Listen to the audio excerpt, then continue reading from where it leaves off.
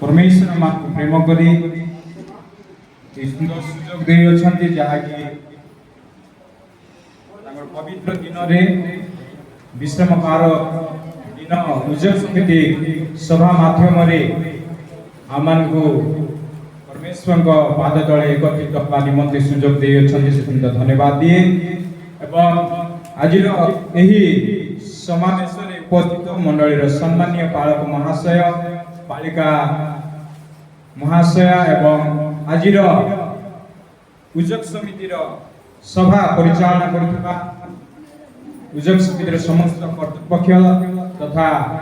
आमनकर उज्जवल समिति सभापति उपसभापति एवं अन्य कर्मकर्ता एवं मंडली सम्मान्य डिकन द्वय संपादक द्वय कोषाध्यक्ष द्वय एवं अन्य कर्मकर्ता समिति मानकर तीन समिति एवं प्रत्येक समिति जो माने मंडली वर्तमान कर्तृत्व भार नहीं मंडली परिचालना करि आसुछंती एवं आमानकर सुसमाचार प्रचारक बंधु माने ग्रामर एवं अन्य ग्रामर आस्थिबा प्रचारक प्रचारिका एवं मंडली प्रत्येक आबल पृथक वनिता समस्त को मु श्रीकृष्ण का नाम रे नमस्कार ज्ञापन करे। नमस्कार आसंतु आज आमाने प्रभु को निकटवर्ती हेबाकू जीवा पूर्व मु समिति को कृतज्ञता ज्ञापन करे कारण मु एक युवा को समिति सु चिंता करी प्रभुंकर वाक्य किछि साक्ष्य देवा निमंते से सुजोग देइबारु समिति को धन्यवाद ज्ञापन करे।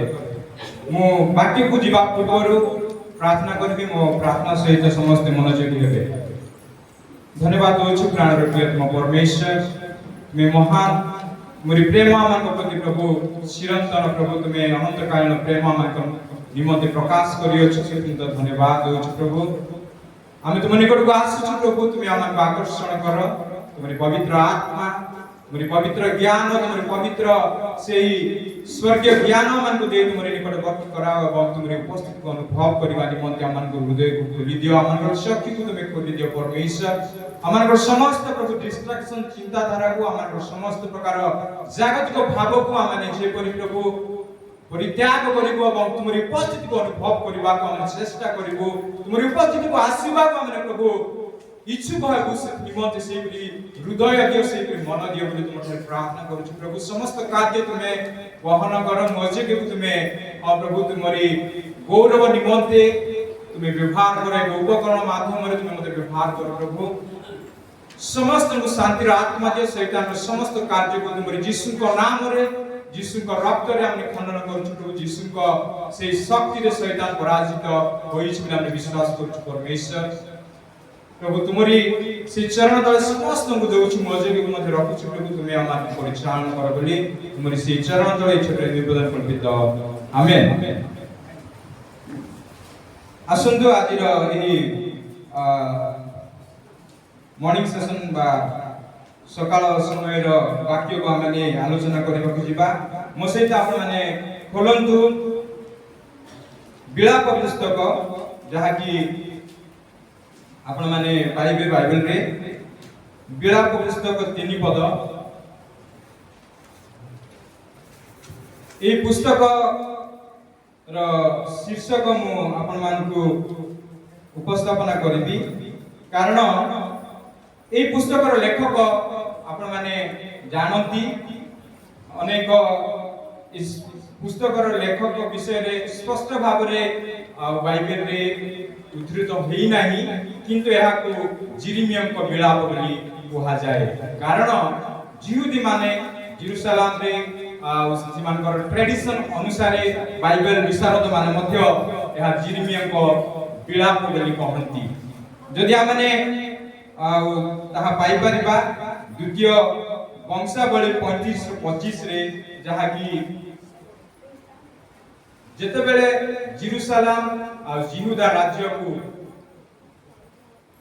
बाबिलोन लोक माने बंदी अवस्था बंदीत्व करी नेउथिले से समय रे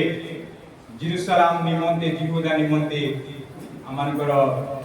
भविष्य वक्ता जिरिमिया विलाप करथिले कि पढ़ी देबे कि द्वितीय वंशावली 35-25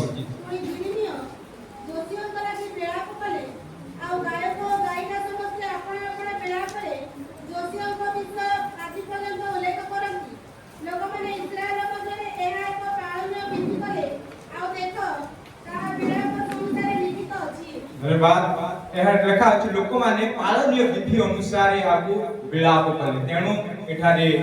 जिरिमिया को विलाप बोली कहा जाए। जदि माने एही विलाप पुस्तकर 3 पद को नेछि एवं से 3 पदर मु विलाप पुस्तक होछि 5 अध्याय विशिष्ट एक पुस्तक अटे। यह जिरिमिया द्वारा लेखा होछि बोले आमने वर्तमान प्रमाण मध्य पाइलु बा जानि पारिछु एवं एही 5 पुस्तक मध्य रे विलाप होछि एक एवं 2 पद रे समस्त 3 को छाडी देले 3 अध्याय को छाडी देले 1 2 4 5 समस्त 22 पद विशिष्ट पुस्तक अटे। प्रत्येक अध्याय 1 अध्याय रे 2 अध्याय रे एवं 4 अध्याय रे 5 अध्याय रे 22 पद बा रही अछि। एहा हिब्रू वर्णमाला को नहीं हिब्रू वर्णमाला रे जहा कि हिब्रू वर्णमाला रो संख्या होछि 1 रु 22 पद पर्यंत। किंतु हम जते बेले देखिबा विलाप 3 अध्याय को सेठारे 66 पद रही अछि। केतरी पद रही अछि 66 पद। तो एही 66 पद को हिब्रू वर्णमाला रे एहा को विभक्त करा जायछि। 3 पद को एक वर्णमाला रे विभक्त करा जायछि जहा कि 22 3 की 66 पद हुए। तो जाहो यह होछि जिरमिया का लेखार इतिहास। एवं जदि आमे देखिबा जते बेले जोसिया राजार मृत्यु परे जेरूशलेम को यहूदा ऊपर राजत्व करुथिले जोसिया राजा तांको मृत्यु परे जते बेले एहा जेरूशलेम और यहूदार लोक मानक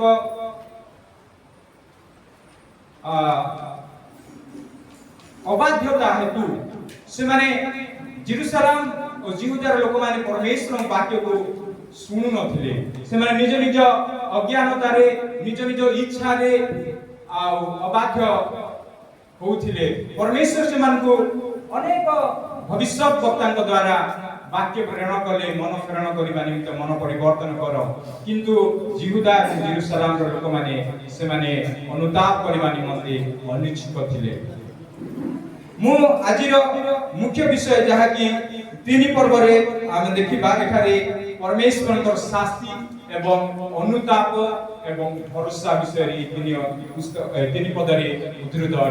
अछि। जदि मु एही 3 पद रो आउ 3 रो 27 को मु चयन करिछि जहा कि यौवन काल रे ज्वाली पहिला मनुष्य रो मंगल अटे।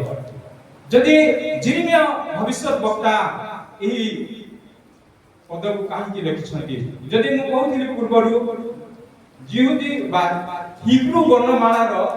अक्षर अनुसार जहा कि हिब्रू वर्णमाला होछि 22 अंक जहा कि आमानकर इंग्रजी वर्णमाला देखिबा A ରୁ Z पर्यंत से प्रकार से मानकर 1 ରୁ 22 पद पर्यंत 22 संख्या विशिष्ट वर्णमाला रहितला। तो मु आपण मानकर निकट रे उपस्थापन करबा चाहूछि जदि 27 रो पूर्व होछि 26 27 28 अध्याय टी पढि देबे।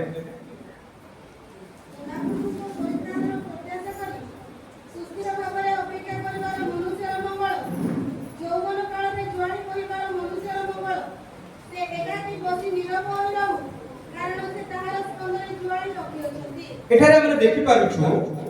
जो माने परित्राण रो प्रत्याश कर सुस्थिर भाव रे अपेक्षा करिवार मनुष्य रो मंगल एवं 27 पद रे देखि पारुछु यौवन काल रे जुआरी होइबार मनुष्य रो मंगल। एई 2 पद रे मनुष्य रो मंगल जदि हम देखिबा एही मनुष्य रो मंगल जत बेले आमे पृथ्वी रो बा परमेश्वर को सृष्टि विषय को जिबा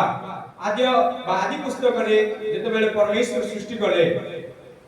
एवं यह उत्तम कहले उत्तम बहुत बार से व्यवहार करछन्ती। से परि एठार जदि हम देखिबा 26 रे मध्य सदा प्रभु को परित्राण प्रत्याशा करी सुस्थिर भाव रे अपेक्षा करबा मनुष्य रो मंगल यौवन काल रे ज्वाली बहिबा रो मनुष्य रो मंगल एवं 28 जदि को आसीबा से एकाकी बसी नीरव होई रहु कारण से ताहार स्कंद रे ज्वाली रखि अछन्ती। जदि आमने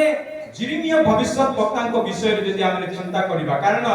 ଏହି ପୁସ୍ତକକୁ ଆମେ ଯଦି ଜିର୍ମିୟାଙ୍କ ଜୀବନକୁ ଯଦି ଆମେ ଦେଖିବା ତାର ପୂର୍ବ ଇତିହାସକୁ ଆମେ ଅଧ୍ୟୟନ କରିବା ନିହାତି ଆବଶ୍ୟକ। ନହେଲେ ଆମେ ଜାଣିପାରିବା ନାହିଁ କାହିଁକି ଏ ପ୍ରକାର ଲେଖିଲେ, ଜିର୍ମିୟା କଣ ପାଇଁ ଲେଖିଲେ। ଯେଉଁ ସମୟରେ ଜିହୁଦାରେ ବା ଜେରୁସାଲେମ ଏବଂ ଜିହୁଦାରେ ଯଦି ଆମେ ଦେଖିବା ଇସ୍ରାଏଲ ହିଁ ଏକ ରାଜ୍ୟ ଥିଲା, କିନ୍ତୁ ଯେତେବେଳେ ପର୍ଯ୍ୟନ୍ତ ସୋଲୋମନ ରାଜା ଥିଲେ, ସୋଲୋମନ ପରମେଶ୍ୱରଙ୍କ ଦୃଷ୍ଟିରେ ଅତି ଉତ୍ତମ କାର୍ଯ୍ୟ କଲେ, କିନ୍ତୁ ସେ ଶେଷ ଅବସ୍ଥାରେ ତାଙ୍କ ପତ୍ନୀ ଦ୍ୱାରା ସେ କଣ ହେଲେ,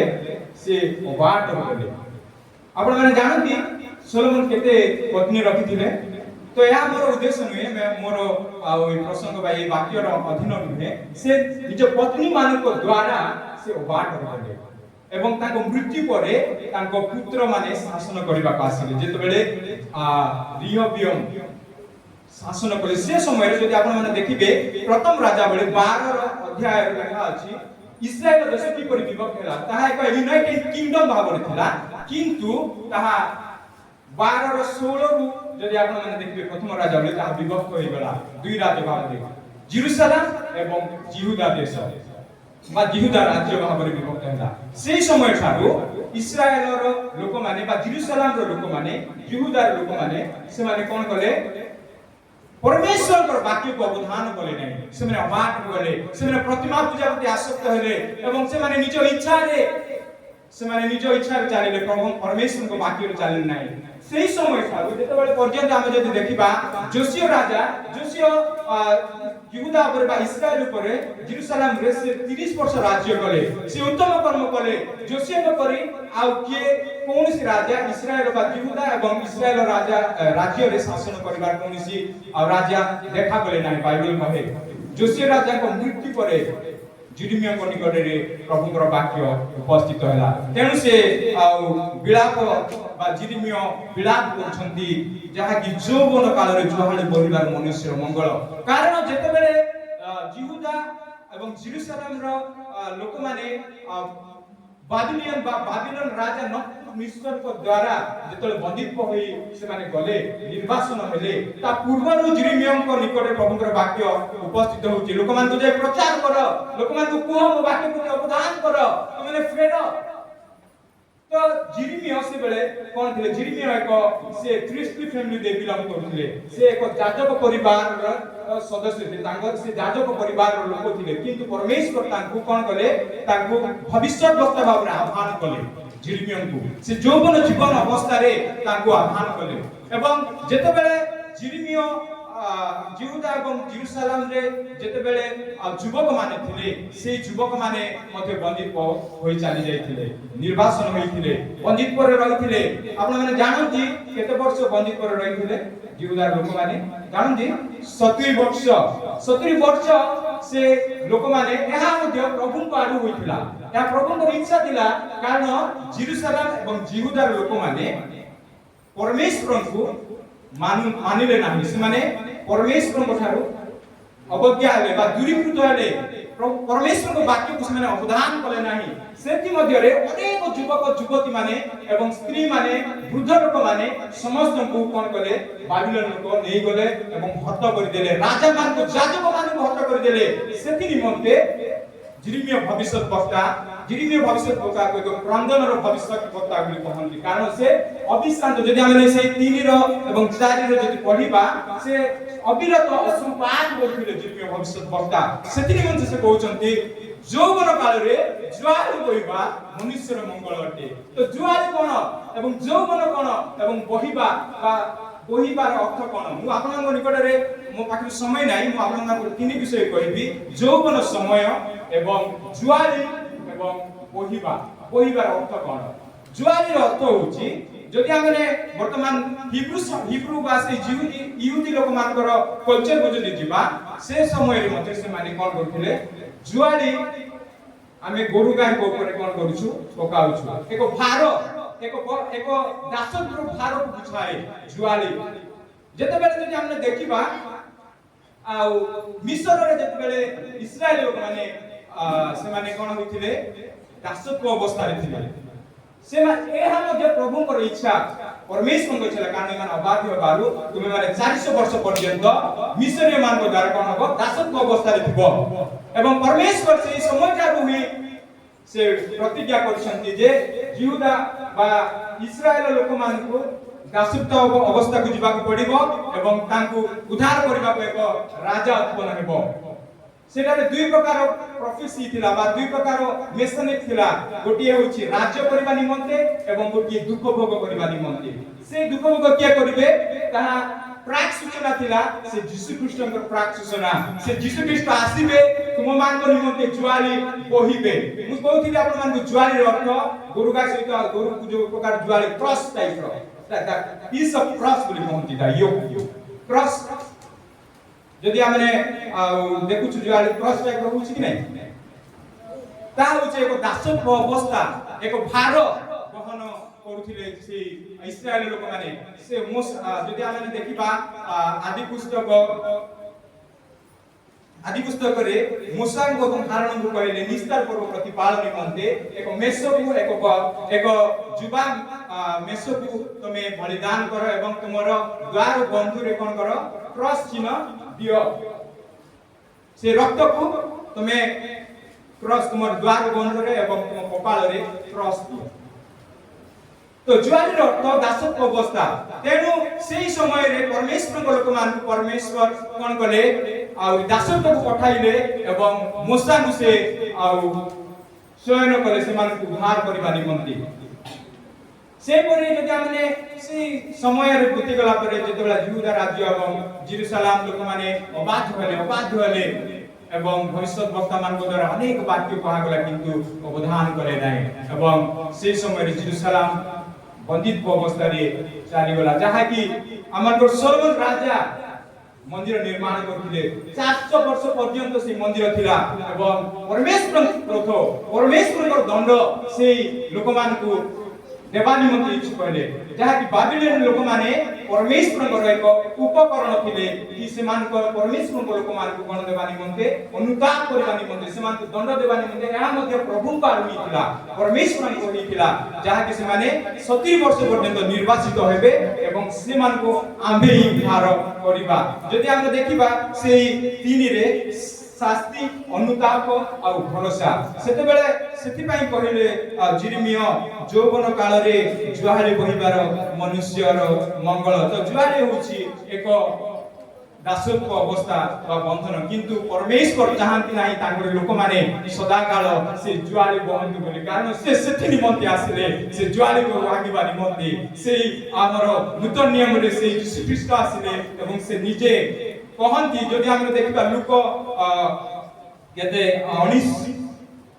टिके सहाय्य करबे मते 1941 जेरूशलेम रे लोक माने यीशु ख्रीष्ट को रिजेक्ट कले से माने कोन कले यीशु ख्रीष्ट को से माने ग्रहण कले नाही सेति निमंते यीशु ख्रीष्ट निजे कांदु छन जेरूशलेम लोक मान को देखि जते बेले से मंदिर की पड़बे 41 रे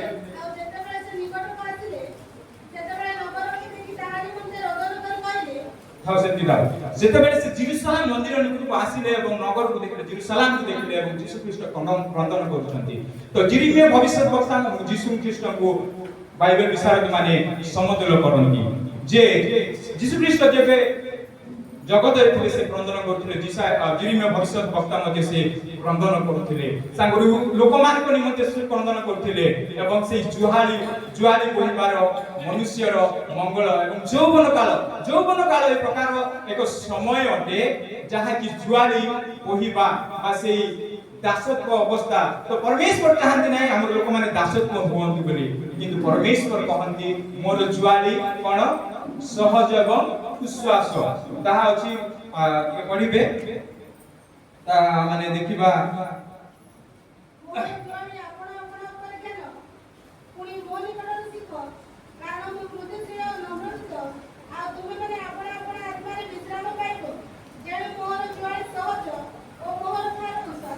एठार हम देखि पाउ परमेश्वर को यीशु ख्रीष्ट को जुआली सहज और विश्वास। तो जुआली कोन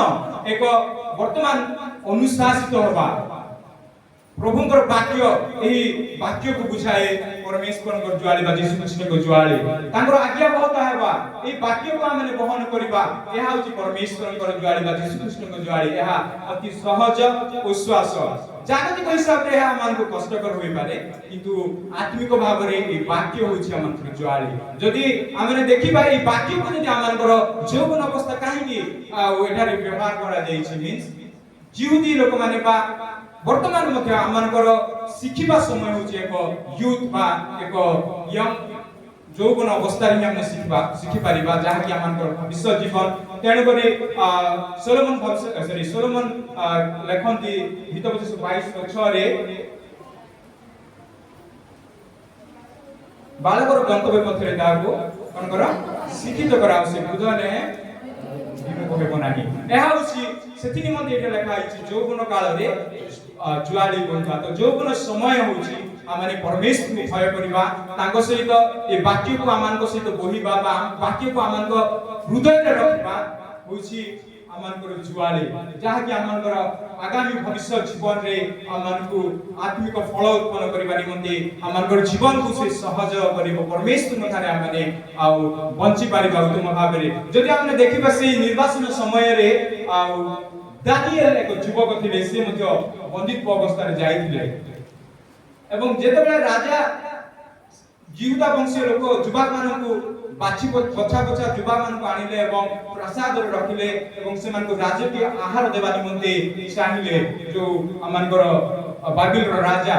किंतु सेठारे दानिएल मना कले मु राजकीय आहार भोजन करिबि ना एवं सेही पानीय को स्पर्श करिबि ना बोली स्थिर कले तुमे अन्य युवक मानकु से राजकीय आहार दियो एवं आमाने से आहार भोजन करिबु नाही आपण माने परीक्षा करि देखो आमानकर मुख को से मानकर मुख को एवं से सत सेनापति बा से अध्यक्ष से आचंदित होई गले एवं से कहिले या राजांकर आज्ञा किंतु दानिएल से समय रे सेही ज्वाली को बहिथिले एवं से मना कले नाही मु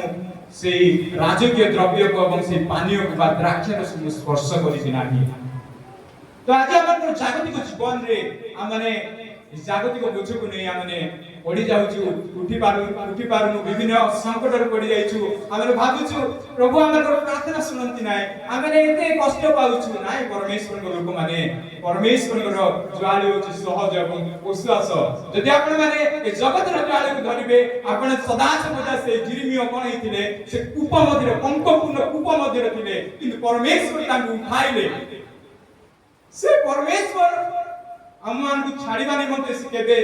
नाराज माने हमन को केबे छाड़ीबे नै परमेश्वर से अति विश्वस्त एवं न्यायवान परमेश्वर अटंती तेनु से कहंती जो कोन काल रे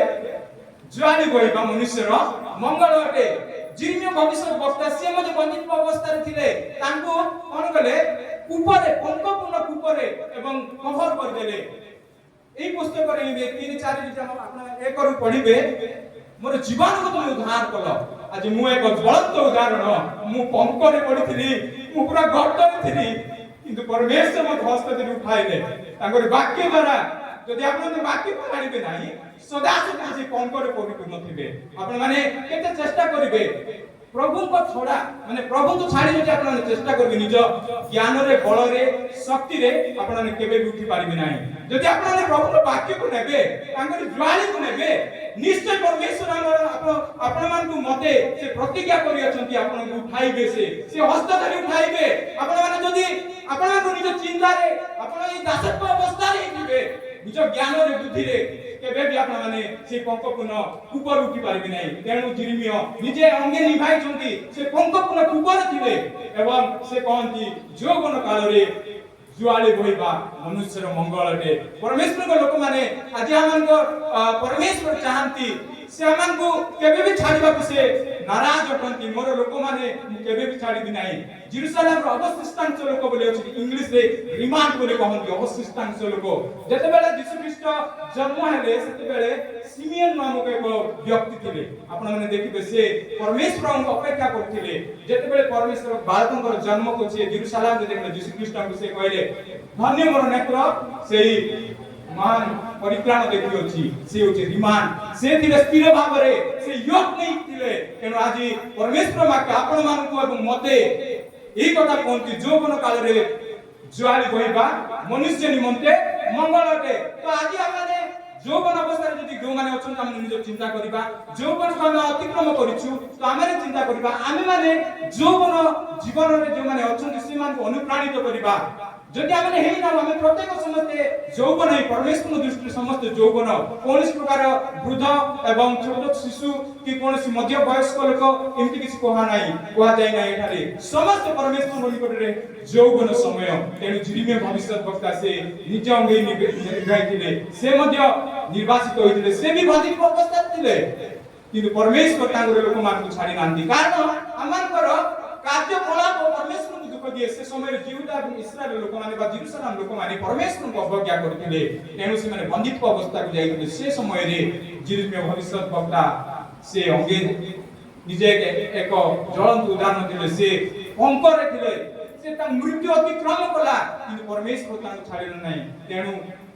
परमेश्वर बा एही बाकी माध्यमरा आदि हमको परमेश्वर कथा कहंदी आमे माने से परमेश्वर को ज्वाली यीशु ख्रीष्ट को ज्वाली हमने बही बहन करबा ए जगत रे ज्वाली अपन केबे भी शांति देबे नै परमेश्वर को लोक माने कारण अपन जेते चेष्टा करिवे जेते अपन निज पुश करिवे सेते ही बर्तरे पड़िबे किंतु परमेश्वर को निमंते अपन जेबे हृदय को पूरा करिवे निज निज पूरा हलकाई दिबे परमेश्वर तुमे आसो मो अंतर रे बसो मते तुमे उद्धार करो से निश्चय उद्धार करबे आपन कारण से विश्वस्त और न्यायवान अटंदी परमेश्वर को लोक माने आपन माने निज निज ज्ञान रे निज निज बुद्धि रे निज निज बल रे एई बार आज आपन मान परमेश्वर धन दर्प रे ज्ञान बुद्धि रे अनेक आशीर्वाद करंती कारण से परमेश्वर से कोन करंती दान दियंती गिफ्ट दियंती किंतु एनेक्टेड करंती नाही एनेक्टेड होचे एक अन्य प्रकार जहा कि अभिषिक्त करंती যদি আমান কই আমি ভাবুছু আরে আমান পরমেশ্বর দয়া সে তো দয়াবান পরমেশ্বর সে করিছন্তি কিন্তু যদি আমানে সে পরমেশ্বরଙ୍କ বাক্যକୁ যদি ଆମେ জ্বালি ভাବରେ ଆମଙ୍କ ଜୀବନରେ ନେବା ନାହିଁ କେବେ ବି ଆମମାନେ से पंकपूर्ण ऊपर उद्धार पाई पारिबा नाही कारण सेई परमेश्वरଙ୍କର भविष्यत वक्ता जिरिमिया निजे अंगे निभेइथिले एवं पंकपूर्ण सेई ऊपर थिले किंतु परमेश्वर तांकु अति आश्चर्य भाबरे आपण जदि पढिबे वंशावली पुस्तक से द्वितीय वंशावली एवं एई जिरिमिया पुस्तक जदि पढिबे जानि पारिबे कि प्रकार परमेश्वर तांकु उद्धार करथिले एवं आमे पापर दासत्व थिलु एवं एई ज्वाली को पढिबा निमंते नूतन नियम रे कि आसिले हमनकर परित्राणकर्ता यीशु ख्रीष्ट आसिले हमने पापर थिलु तेनु से आसिले एवं से निजे हमनकर ज्वाली को उठाइले एवं आमे कोन गलु आमे सुरक्षा पाइलु हमने उद्धार पाइलु आपण माने जानती परित्राण कोन परित्राण होछि उद्धार पाइबा तो पापर उद्धार पाइबा नै रोग संकटरु विभिन्न समस्यारु विभिन्न जो आपण जो प्रकार अवस्था अछंती जदि आपण माने विश्वास करंती यीशु ख्रीष्ट मो पाप निमंते आसिले मो उद्धार निमंते आसिले मोर समस्त कष्ट को से नै जीवन निमंते आसिले जदि आपण एई यीशु ख्रीष्ट को विश्वास करंती आपण उद्धार पाइबे से ज्वाली आपण का देखछंती यीशु ख्रीष्ट नै जान्छंती से आसिले हमनको निमंते कष्ट दुख निंदा ताड़ना सहिले हमनको से योग को से जो को से ज्वाली को से जेरूशलेम मंदिर बाहर नेले गोलगोथा पहाड़ रे से ओहिले हमर पाप निमंते परमेश्वर लोक माने आज हमने कोन हिचु मुक्ति पाइछु हमने स्व इच्छा विचरण करूछु किंतु हमनकर सेई योग भूलिबा नाही सेई जो को भूलिबा नाही से ज्वाली को भूलिबा नाही से ज्वाली ए जीवंत परमेश्वर को वाक्य अटे एई परमेश्वर को जीवंत वाक्य को यदि हमने सदा सर्वदा कांधरे रखिबा हमने कोन बा हमनकर सेई शेष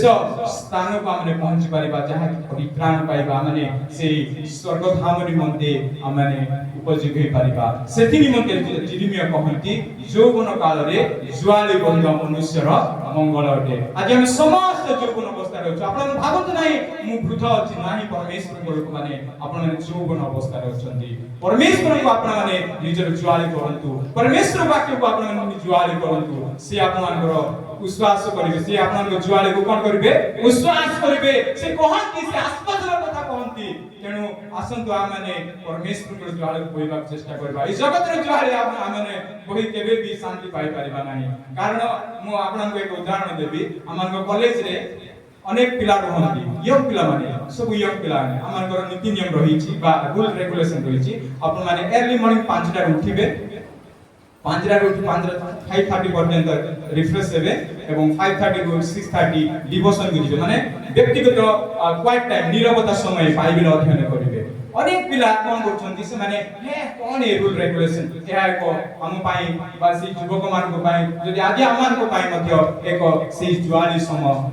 ଯାହାକି ଆମମାନେ ରୁଲ ଏଣ୍ଡ ରେଗୁଲେସନ କୁ ଆମମାନଙ୍କ ପିଲାମାନେ ମୁଁ ମଧ୍ୟ ଏ ପର୍ଯ୍ୟନ୍ତ କେବେ ବି ମିସ୍ କରି ନାହିଁ 5:30 ରୁ ବା 5 ରୁ ଉଠି ଯାଇ ସମସ୍ତ କାର୍ଯ୍ୟ କରିବାକୁ ସବୁଦିନ ଆମେ କରୁଛୁ ତ